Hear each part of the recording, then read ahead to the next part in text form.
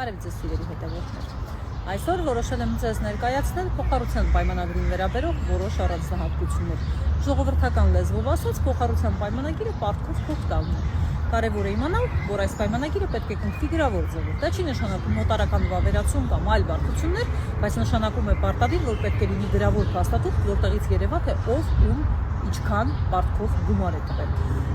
Այլապես դուք հետագայում խնդիրներ կունենաք ապացուցելու, որ առհասարակ նման բան տեղի է ունեցել։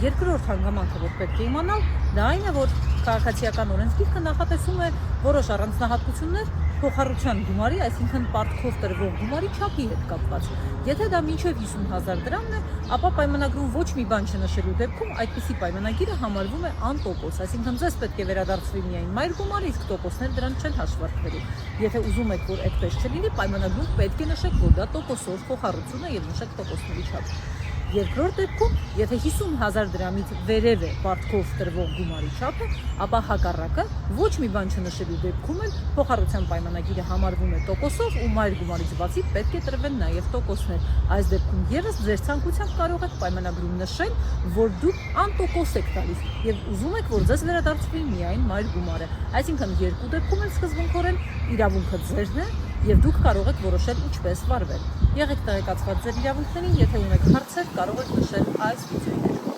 Լավ օրը։